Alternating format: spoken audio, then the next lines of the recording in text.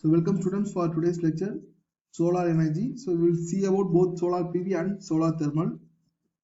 So last lecture we saw about wind energy and hydro energy, how wind is formed, what are the different parts of wind turbine and what are the working, and then move to advantages and environmental impacts of the wind turbine.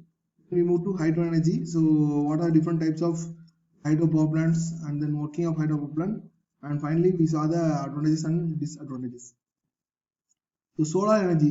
So sun la irundhu kadikkudiya energy da we are telling that as a solar energy. So in the solar energy either you can convert to electricity or you can use it for a heating purpose. So rendu நம்ம maximum use பண்ணலாம். And then solar energy is a pure form of energy. So எந்த ஒரு emission or else எந்த ஒரு pollution கிடையாது. So we can say that as a cleanest form of energy, and then it is abundant available. அதனால என்ன சொல்லலாம், we can tell it is a renewable energy. So we have some technologies which can be used to convert the solar energy to electricity or else for the purpose of heating and cooling both domestic and industrial. So next வந்து எர்த்ல இருந்து நம்ம கிடைக்கக்கூடிய solar energy ரெண்டு ஃபார்ம்ல நமக்கு கிடைக்குது. ஒன்னு வந்து either in light form or else in heat form. So light form directly we can convert it to electricity. எப்படி அப்படின்னா by using solar PV or else heat form மாத்தணும், கம்ப்ளீட்டா ஹீட்டா கான்சன்ட்ரேட் பண்ணி வைக்கணும் அப்படின்னா we will use some solar heating concentrator. So அப்படின்னா நம்ம solar எனர்ஜியை எப்படி கன்வெர்ட் பண்ணலாம். ஸோ ஹீட் எனர்ஜிக்கு we will use solar thermal collector. அதே மாதிரி லைட் எனர்ஜி எலக்ட்ரிக்கல் எனர்ஜியா மாத்துறதுக்கு we will use solar PV. And then photosynthesis electrical energy மாத்துறதுக்கு we will use biomass. So these are the techniques we are going to use to convert that to a electrical energy. So photovoltaic. So photovoltaic is என்ன அப்படின்னா direct light energy it will convert to a electrical energy, that to DC power. So direct solar PV மேல sunrise பண்ணும்போது it will produce some DC power. So இது வந்து normal small electronics, அதாவது calculatorல மேல உள்ள ஒரு சின்ன பேனல் மாதிரி ஒன்று இருக்கும். So அதில் ஆரம்பிச்சு we can even use for industrial purpose by converting the DC to a AC. So இந்த மாதிரி கன்வெர்ட் பண்ணி நம்ம யூஸ் பண்ணிக்கலாம். Solar heating and cooling mainly for water heater or else heating the building or cooling the building. So இதுக்காண்டி use பண்றோம். Concentrating solar power. So concentrating solar power என்ன பண்ணும் அப்படின்னா it will store the heat produced by the sun and which will be used to boil the water, and the steam was converted and run the turbine to produce the electricity. So இதுதான் use பண்றாங்க. So இந்த ரெண்டு technique தான் we will see in the coming set. So solar PV அதை வச்சு எப்படி electricity produce பண்றோம், and then concentrating solar power use பண்ணி எப்படி electricity produce பண்ண போறோம். So first of all, principle of photoelectric. So நார்மலா ஒரு solar PV panelங்கிறது ஒரு semiconductor material, mostly it will be made of silicon. So normal PN junction diode ஓட construction மாதிரி தான் இந்த solar cell ஓட construction இருக்கும். It will have a P-type layer and then N-type layer. So in between the layer it will be a PN junction or a depletion layer. So அதுக்கு மேல they will have some electrical contact or else coating. Above that there will be glass encasement for protection. So இதுதான் வந்து normal ஒரு solar செல்லோட கன்ஸ்ட்ரக்ஷன்ல இருக்கும். So சன்லைட்ல வந்து there will be a photon energy. Sunlight உள்ள photon energy எப்போ நம்மளோட பேனல்ல போடுதோ there may be three chances. ஒன்னு it may get reflected, so reflect ஆகலாம், or else it can be absorbed by the electrons. So எப்போ அந்த எனர்ஜியை absorb பண்ணும் அப்படின்னா, ஸோ இன்கேஸ் லோ எனர்ஜியா இருக்கு, ஃபோட்டான் எனர்ஜி வந்து எலக்ட்ரானோட இந்த எனர்ஜி வந்து ரொம்ப கம்மியா இருந்துச்சு அப்படின்னா it will be stored as a heat.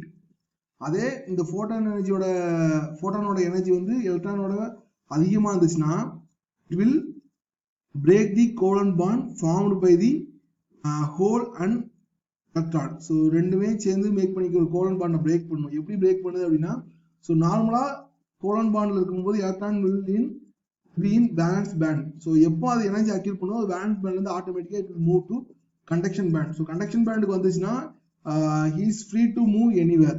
So அதனால இந்த ஃபோட்டான் எனர்ஜி அப்சர்வ் பண்ணி electron will jump from valence band to conduction band and will become a free electron. So free எலக்ட்ரானா ஏல மூவ் பண்ண ஆகும். ஸோ எப்போ நம்ம ஒரு எக்ஸ்டர்னல் வயர் கனெக்ட் பண்றோம் அப்படின்னா, ஸோ ஆட்டோமேட்டிக்கா electron will go through the wire and will light up the load.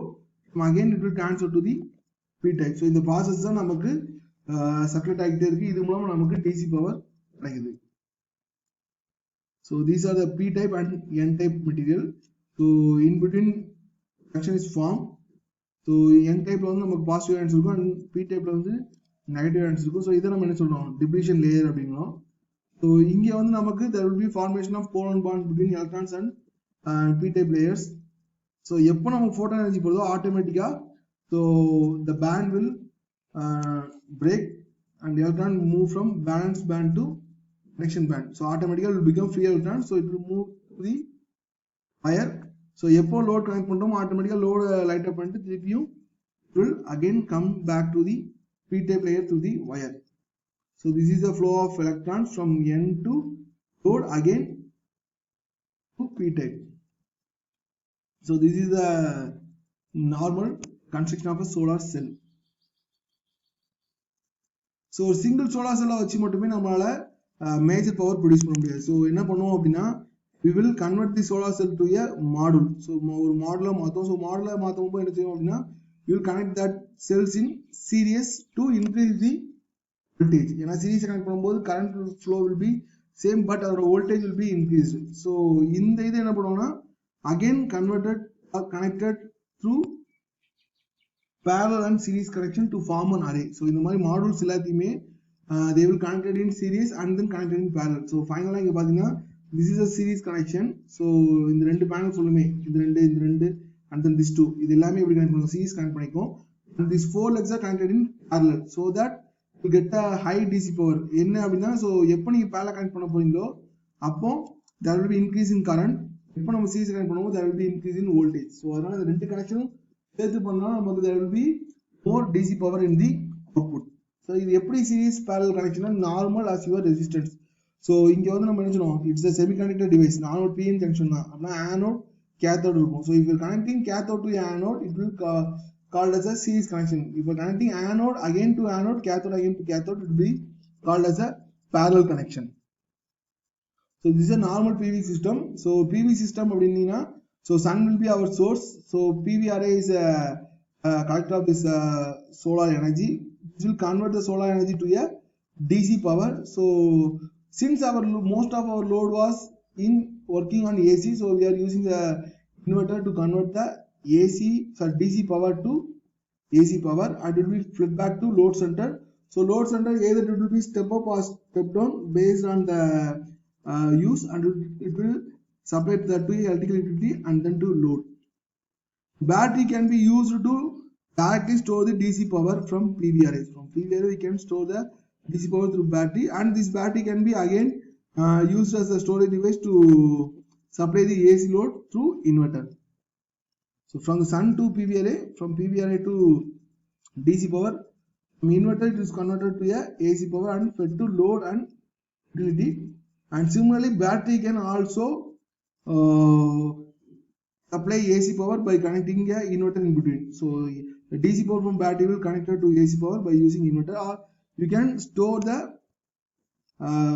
energy DC power to battery. So this is a normal solar power plant. So solar power plant will comprises of a large area where we will keep the solar panels. So in a series of arrays. So இந்த மாதிரி strings of form இருக்கும். So ஒரு stringல minimum ஒரு 10 to 30 based on the power plant capacity connection இருக்கும். So அந்த மாதிரி நிறைய strings இருக்கும். So இந்த மாதிரி line 1 2 3 நிறைய strings இருக்கும். So எல்லாரோட supply will be connected to conjunction box. So அந்த conjunction box will be connected finally to a inverter. So அப்படியே இங்க இருந்து கிடைக்கக்கூடிய total DC power will be converted to a AC power and then there will be monitoring system. So the monitoring system என்ன அப்படின்னா so maximum power எவ்வளவு produce பண்றோம், நம்ம solar பேனலோட temperature எவ்வளவு இருக்கு, so அந்த மாதிரி எல்லா டீடைல்ஸையுமே கேதர் பண்ணதுக்காண்டி நம்ம மானிட்டரிங் சிஸ்டம் யூஸ் பண்றோம். and then we will use some MPPT algorithm.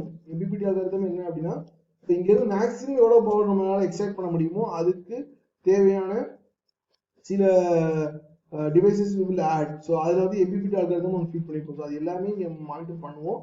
and then the solar panel are movable. எப்படி movable அப்படின்னா so sunrise எங்க மேக்ஸிமம் இருக்கோ அதுக்கு ஏத்த மாதிரி some panels will just rotateனா ரொம்ப ரொட்டேட் ஆகாது, the angle will be from 10 to 30 degree variation இருக்கும் so that it can extract more solar power. So அதுக்காண்டி so which will be connected to the strings ke connect பண்ணிருப்பாங்க அந்த ரொட்டேஷனுக்கு ஏத்த மாதிரி.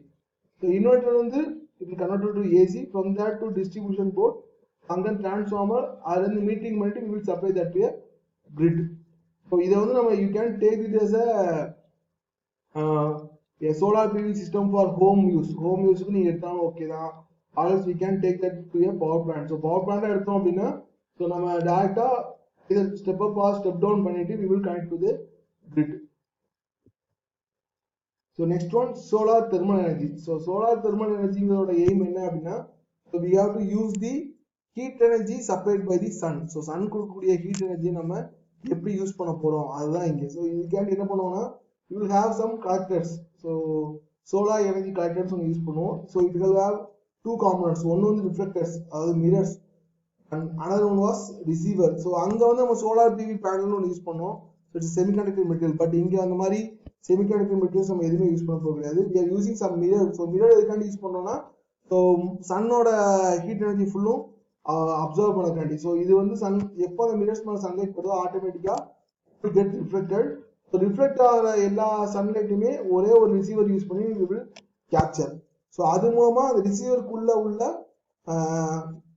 heat transfer fluid, either water இல்ல ஒரு molten salt அந்த மாதிரி ஒரு உள்ள வச்சிருப்போம். So that will be get heated. So அது மூலமா we will produce a steam to run the turbine to produce the electricity. So these are the different tracking system or concentrator system. So first one, parabolic trough. So in the parabolic trough இதுதான் இந்த shape இருக்குல, so parabola shape. So இது வந்து இங்க வந்து கலெக்டரா இருக்கும். Sunrise இதான் collect பண்ணும். கலெக்ட் பண்ணி it will reflect back to the tube. இந்த டியூபுக்கு ரிஃப்ளெக்ட் பண்ணும். ஸோ இதுதான் வந்து அப்சர்வ் பண்ணும் ஓவரால் ஹீட்டை. ஸோ இது மூலமா இந்த டியூப்ல maximum heat will be collected. So அது மூலம் இங்க என்ன பண்ணிருப்பாங்க அப்படின்னா there will be tracking system which will move the parabolic trough so that it can extract more heat from the sun. So next வந்து central receiver. So central receiver அப்படின்னா so இதெல்லாம் உங்களோட ரிஃப்ளெக்டர். ஸோ இந்த mirrors ஃபுல்லுமே நம்ம என்ன சொல்லுவோம் அப்படின்னா there are lot of mirrors, heliostats வரும். ஸோ சன்ரைஸ் இந்த மிரர்ல பட்டு it will be reflected to a single receiver tower. So ஒரே ஒரு சின்ன டவர் மட்டும் இருக்கும். நம்ம எக்ஸ்ட்ராக்ட் பண்ணக்கூடிய எல்லா ஹீட்டுமே இந்த சிங்கிள் டவர் போகும். So that the material will be easily heated and converted to a steam. So same principle for linear Fresnel and then parabolic dish. So இங்க டிஷ்னா என்னது, நம்ம நார்மலா பழைய சேட்டலைட் ஆண்டனா இருக்கும். ஸோ அந்த மாதிரி இருக்கும். ஸோ இங்க சென்டர் ரிசீவர்ல we have the heat flowing liquid. So இதான் ஒரு normal solar thermal power plant. So we will have a series of parabolic trough connector. So as we saw in our solar PV, so இங்க நம்ம ஃபுல்லா connect பண்ணி it will be connected to a conjunction and then it will be given to a heat exchanger. So இங்க வந்து will convert the water will be converted to a steam which will run the turbine to generate our electricity. So in turbine la flow agudi steam again we will condense to form the liquid. So the liquid will be transferred again back to the parabolic trough. So இதுதான் அந்த tube. So டியூப்ல வந்து ரெண்டு point இருக்கும், incoming and then outgoing. So outgoing will be heated liquid, incoming will be cold liquid. So இதுதான் நம்மளோட tough, நம்மளோட receiver. அது reflect பண்ணி இந்த டியூப்ல வந்து நம்ம ஹீட்டை கலெக்ட் பண்ணுவோம். ஸோ இதுதான் வந்து normal thermal parabolic trough. So இது வந்து using receiver. So receiver central tower வச்சு யூஸ் பண்றது. So these are our heliostat. So இது எல்லாமே மிரர் தான். So total heat power from the sun was reflected back to the single receiver. So automatically the liquid will converted to steam, or this receiver will use to transfer the heat to a liquid which will converted to steam, and the steam just using that to run the turbine, from the turbine to generated to electricity. So turbine la varakudiyada again we will condense and get back to the receiver for heating. So in the power plant வந்து we are using air to heat the water. So இது என்ன process நடக்குது அப்படின்னு இன்னொரு வந்து explain பண்றேன். So this is our collector. So இதுதான் வந்து நம்மளோட ஓவரால் சன் ரே ஆர் சன் ஹீட் ஃபுல்லும் கனெக்ட் பண்ணக்கூடிய மிரர். ஸோ இது என்ன சொல்லுவோம் அப்படின்னா ஹீலியோஸ்டாட் சொல்லுவோம். So we will have a number of heliostats. So we will say that as a heliostat field அப்படின்னு சொல்லுவோம். ஸோ இது வந்து நம்ம கிடைக்கக்கூடிய சன்லைட்டை ஃபுல்லுமே ரிஃப்ளெக்ட் பண்ணி it will be received by the receiver. So ரிசீவர்ல வந்து என்ன இருக்கும் அப்படின்னா some air or some material like molten salt to absorb the heat, total heat. இங்க வந்து நம்ம என்ன பண்றோம்னா வெறும் நார்மல் ஏர் மட்டும் தான் பாஸ் பண்றோம். ஸோ அப்படின்னா என்ன ஆகும், ஆட்டோமேட்டிக்கா ஏர் வில் கெட் ஹீட்டட். ஸோ இந்த ஹாட் ஏர் வந்து நம்ம சப்ளை பண்றது எங்கெல்லாம் சப்ளை பண்றோம் அப்படின்னா, ஒன்று வந்து தெர்மல் ஸ்டோரேஜ் டேங்க். ஸோ இந்த ஸ்டோரேஜ் டேங்க்ல there will be another medium like water or molten salt இல்லை ராக் அந்த மாதிரி ஏதாவது ஒன்று இருக்கும். ஸோ அதை வந்து ஹீட் பண்ணதுக்காண்டி யூஸ் பண்றோம். ஸோ அப்படின்னா இங்கே ஹீட் எனர்ஜி இங்கே ஸ்டோர் ஆயிருக்கும். And again the hot air was passed to a boiler, so or else heat exchanger. So இங்க என்ன பண்றோம் அப்படின்னா, so நம்ம வந்து ஒரு cold liquid பாஸ் பண்றோம். so ஆட்டோமேட்டிக்கா அந்த ஹீட் மூலமா it will converted to a steam. so அந்த steam வந்து டர்பைன் ரன் பண்ண யூஸ் பண்றோம். from the turbine we are running the generator to produce electricity. so டர்பைன்ல இருந்து வெளியே வரக்கூடிய steam வந்து again we are converting back to liquid. so இந்த liquid நம்ம என்ன சொல்றோம், by using condenser. so இந்த liquid again we will fed back to the boiler. so இது ஒரு ப்ராசஸ். அதே மாதிரி இங்கிருந்து நம்ம அனுப்பிச்ச ஹாட் ஏர் வந்து ஸோ இந்த வாட்டரை ஹீட் பண்ணிட்டு அது வெளியே வரும்போது it will again fed back to the receiver by using blowers. So இதுதான் வந்து நமக்கு நடக்குது. அப்போ இங்கே வந்து ஏரை வச்சு நம்ம வந்து வாட்டரை ஹீட் பண்ணுறோம் இந்த இதில் வந்து. ஸோ அதே மாதிரி அதே இதை ஸ்டோர் பண்ணிக்கலாம். எதுக்காண்டி இந்த தெர்மல் ஸ்டோரேஜ் அப்படின்னு பார்த்தீங்கன்னா, எய்தர் இந்த தெர்மல் ஸ்டோரேஜ் யூஸ் பண்ணி ஒரு பில்டிங்கை ஹீட் பண்ணிக்கலாம். ஸோ ஃபார் ரெய்னி சீசன் இல்லை ஒரு வின்டர் சீசன்ல கோல்டா இருக்கு அப்படிங்கிறப்போ ரூம் ஆர்எல்ஸ் ஒரு பில்டிங் ஹீட் பண்ண யூஸ் பண்ணிக்கலாம். அப்படி இல்லை அப்படின்னா ஸோ நம்மளை பொறுத்த வரைக்கும் சன்ரைஸ்ங்கிறது எப்போ இருந்து எப்போ வரைக்கும் இருக்கும், மார்னிங் டு ஈவினிங் 6 வரைக்கும் தான் இருக்கும். அதுக்கப்புறம் நமக்கு வந்து சன்ரைஸ் இருக்காது. ஸோ அப்படின்னா ஆஃப்டர் 6 PM அதுக்கப்புறம் நம்ம if you want to produce electricity we can make use of this thermal storage. அப்போ வந்து ஸ்டோர் பண்ண ஹீட் வந்து we again can use to heat the water to produce steam and electricity. so அதுக்காண்டி நம்ம thermal storage னு ஒரு விஷயத்துக்கு போறோம். and then these are the two types of thermal reactors. இது வந்து என்ன அப்படின்னா non concentric thermal reactors, so evacuated tubes and flat panels. so mostly இந்த ரெண்டு எதுக்காண்டி யூஸ் பண்றோம் அப்படின்னு பாத்தீங்கன்னா, இந்த ரெண்டுமே வந்து நார்மல் சோலார் வாட்டர் ஹீட்டர் வீட்ல வச்சிருப்பாங்களா ரூஃப் டாப்ல வாட்டர் ஹீட்டர்ன்ட்டு, ஸோ அந்த சோலார் வாட்டர் ஹீட்டருக்கு யூஸ் பண்றோம். ஸோ இங்க வந்து ரெண்டு டைப் இருக்கு, ஒன்று evacuated tube and then flat panel. So இங்க என்னன்னா, ஸோ ஒரு இன்லெட் வழியாக நம்ம வந்து வாட்டர் சப்ளை பண்ணுவோம். ஆட்டோமேட்டிக்காக இது ஃபுல்லு எல்லாமே எப்படி இருக்கும் அப்படின்னா, ஸோ மோஸ்ட்லி பிளாக் கலரில் கோட் பண்ணியிருப்பாங்க. So that it can absorb more heat. So ஆட்டோமேட்டிக்காக நம்ம இன்லெட்டில் வாட்டர் அனுப்பும் போது இந்த டியூப்ஸில் வந்து ஃப்ளோ ஆகிட்டு வெளியே வரும்போது it will get heated. So அந்த மாதிரி ஒரு ப்ராசஸ் பண்ணலாம். அப்படி இல்லை அப்படின்னா ஒரு பெரிய டேங்க் வச்சுட்டு அந்த டேங்க்ல வந்து வாட்டர் நம்ம ஃபில் பண்ணிக்கணும். So water inlet will be given the tank. அதே மாதிரி அவுட்லெட் வந்து இன்னொரு பாயிண்ட் இருப்போம்.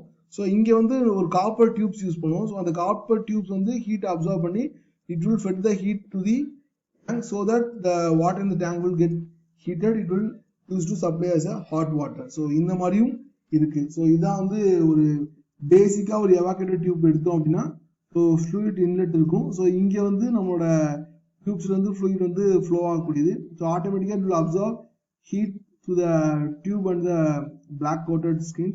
ஸோ அது மூலமா இது ஹீட் ஆகி the fluid we get out from this point. So இந்த மாதிரி நடக்கலாம். ஆர்எல் சிம்பிளா என்ன பண்ணுவாங்கன்னா, ஒரு டேங்க் வச்சுக்குவாங்க. இங்க வந்து கார்பன் டியூப்ஸ் இருக்கும். அந்த கார்பன் டியூப்ஸ் ஹீட் ஆகும்போது அந்த ஹீட் வந்து ஆட்டோமேட்டிக்கா collected by the tank. So அந்த மாதிரி நம்ம யூஸ் பண்ணிக்கலாம். ஸோ அட்வான்டேஜஸ் அப்படின்னு பார்த்தோம்னா, ஸோ பொல்யூஷன் ஃப்ரீ. ஏன்னா சோலார் பேனல்ல இருந்து எந்த ஒரு கேஸோ எதுவுமே நம்ம எமிட் பண்ண போகிறது கிடையாது. பட் இங்க என்ன பொறுத்த முடியும், only after installation. So after இன்ஸ்டலேஷனுக்கு அப்புறம் மட்டும் தான் நம்ம இங்கே பேசுறோம்.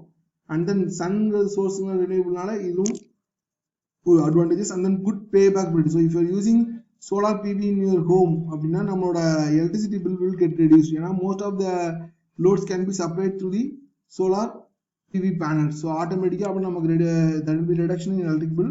So which will help to get the payback period. Payback period அப்படின்னு என்னன்னா, நான் இப்போ ஒரு பொருளை வந்து குறிப்பிட்ட அமௌண்ட் கொடுத்து வாங்கியிருக்கேன் அப்படின்னா அந்த அமௌண்ட் எத்தனை வருஷம் கழிச்சு என்னால எடுக்க முடியும் அப்படிங்கிறத நம்ம பேபேக் பீரியட்னு சொல்லுவோம். ஸோ அப்புறம் சோலார் பிவிக்கு வந்து நீங்க வந்து 1 கிலோவாட் உங்க வீட்டுக்கு போடுறீங்க, அதுக்கு வந்து உங்களுக்கு 50 to 70,000 ஆகுதுன்னா அந்த அமௌண்ட்டை எத்தனை வருஷத்துல நம்ம எடுக்கலாம் அப்படின்னு பாத்தீங்கன்னா based on your electricity usage. So electricity usage வந்து கம்மியாச்சுன்னா ஆட்டோமேட்டிக்கா அந்த சேவிங்ஸ் வந்து it will help to get back your money. So அதனால there will be payback and the payback also very less time, at least ஒரு 5 or 6 years கூட நம்ம overall amount எவ்வளவு போட்டோமோ அதை எடுத்துக்கலாம். And then it needs less maintenance. So maintenance அப்படின்னு பார்த்தோன்னா so எந்த ஒரு தூசியோ இல்லை இந்த காக்காவோட எச்சம் அந்த மாதிரி எதுவும் படாமல் பார்த்துக்கணும். அது ஒன்று. அந்த some panels need cooling. So அது மட்டும் தான் இங்கே மெயின்டெனன்ஸ் பார்க்கும். லைஃப் டைம் பார்த்தீங்கன்னா 25 to 30 years வரைக்கும் சோலார் பேனலோட லைஃப் டைம் இருக்கு. And then if you are producing excess power, இப்போ நம்ம யூஸ் பண்றதுல இப்போ ஃபார் எக்ஸாம்பிள் பவர் பிளான்ட் சொல்றோம். பவர் பிளான்ட் இல்லாம ரூஃப் டாப்ல நம்ம வந்து பேனல் வச்சிருக்கோம், அது மூலமா வீட்டோட லோட் சப்ளை பண்றோம். அது இல்லாம எக்ஸ்ட்ராவும் நம்மளால பவர் ப்ரொடியூஸ் பண்ண முடியும்னா அதை வந்து கிரிட்டுக்கு நம்ம வந்து விற்கலாம், அதாவது நம்ம கவர்மெண்ட்டுக்கு நம்ம அதை விற்கலாம். பட் இந்தியாவில் வந்து இன்னும் அது அந்த அளவுக்கு பாப்புலர் ஆகல. பட் சில கண்ட்ரீஸ்ல there is a bidirectional smart meter. So என்ன அப்படின்னா நம்ம வந்து எதிர் வாங்கவும் செய்யலாம் விற்கவும் செய்யலாம். ஸோ இந்தியாலையும் அது வந்து இன்ஸ்டால் பண்ணிட்டு தான் இருக்காங்க. இன் ஃபியூ இயர்ஸ் மோஸ்ட்லி எல்லா வீட்டுக்குமே we will be both consumer and producer. நம்ம வந்து ஒரு வாடிக்கையாளர் இருப்போம், இல்லாட்டி விற்பனையாளர், ரெண்டுமாவே நம்ம இருந்துக்கலாம். அண்ட் தென் சோலார் பவர்ல கிடைக்கக்கூடிய இது வந்து டைரக்ட் டிசி. ஸோ அதனால நம்ம ஆட்டோமேட்டிக்கா we can use some batteries with charge controllers to store the energy. And then solar panel வந்தோடனே ஸோ இதோட அட்வான்டேஜஸ்னால there are lot of manufacturers and lot of peoples comes for the installation purpose. So அதனால overall economy rise ஆகுது to the job creations. So demerits பார்த்தோன்னா so மெயினாக manufacture பண்ணுறதுக்கு நம்ம we are using silicon தான். So அந்த process அப்போ there may be chance of emission of greenhouse gases or emission of some poisonous gases. ஆனா but அந்த பெர்சன்டேஜ் வந்து ரொம்ப கம்மி. and then for more energy நமக்கு வந்து எனர்ஜி எக்ஸ்ட்ராக்ஷன் நிறைய வேணும் அப்படின்னா we need more space for that. So அது ஒரு டிமெரிட். and then பேனலோட எஃபிஷியன்சி பார்த்தீங்கன்னா 15% தான். நம்மளால மேக்ஸிமம் வித் எபிபிடி அதெல்லாம் யூஸ் பண்ணும்போது we can extract a power of 50 to 60% of efficiency தான். ஏன்னா நம்ம யூஸ் பண்ற சோலார் பேனலோட எஃபிஷியன்சியே மேக்ஸிமம் எஃபிஷியன்சி பார்த்தீங்க அப்படின்னா 15 to 18 குள்ள தான் இருக்கும். ஸோ அதனால எஃபிஷியன்சி ஓவரால் நீ கம்மி தான். அண்ட் தென் இன்டர்மீடியட் சப்ளை நமக்கு த்ரூ அவுட் 24 hours நமக்கு சன் அவைலபிள் கிடையாது. ஸோ அது மேக்ஸிமம் நாளைக்கு 8 மணி நேரம் தான் நமக்கு வந்து நல்ல ஒரு எஃபிஷியண்டா நமக்கு சன்லைட் கிடைக்கக்கூடியது, அது ஒன்று. And then throughout the year நமக்கு கிடைக்காது. ஏன்னா there may be rainy season and winter season. So அப்பவும் நமக்கு வந்து சன்னோட அவைலபிலிட்டி வந்து கொஞ்சம் கம்மி தான். ஸோ அது ஒரு demerit. And then additional equipment to supply AC load. So நம்ம யூஸ் பண்றது இந்தியாவில் நம்ம மேக்ஸிமம் யூஸ் பண்ண ஃபுல்லுமே ஏசி லோட். அண்ட் தென் நம்ம கிரிட் ஃபுல்லுமே ஏசி தான் இருக்கு. அதனால நம்ம வந்து we are need of filter circuit or inverter. So அந்த மாதிரி சர்க்யூட் யூஸ் பண்ணி ஏசியை நம்ம டிசியை converting again to AC. So அதனால there may be additional cost and additional equipment to supply AC load. And then இது வந்து மெயின்லி கிளாஸ் பிளேட்டா யூஸ் பண்ணிருக்கோம். அதனால if not handled properly there may be chance to get damaged. So அது ஒரு chances இருக்கு. And தென் இப்போ காக்கா எச்சம் போடுது அந்த மாதிரிலாம் உள்ளதெல்லாம் நம்ம ஒழுங்கா மெயின்டைன் பண்ணலை அப்படின்னாலுமே there may be a possibility of damage. Overall இன்னைக்கு லெக்சர்ல we have seen about solar energy. How can we extract thermal and electric energy from solar? Solar PV na enna, how the solar PV power plant works, and what is solar thermal, what are the different types of concentrated used for extracting the heat and converting that to a electric energy, and what are the merits and demerits. So idha nama paathukom. So just go to the videos. If you have any doubts or comments or else even suggestion, you are always welcome. Just ping me or just put it in the comment section. And then attend the MCQ posted in our classroom. Thank you guys.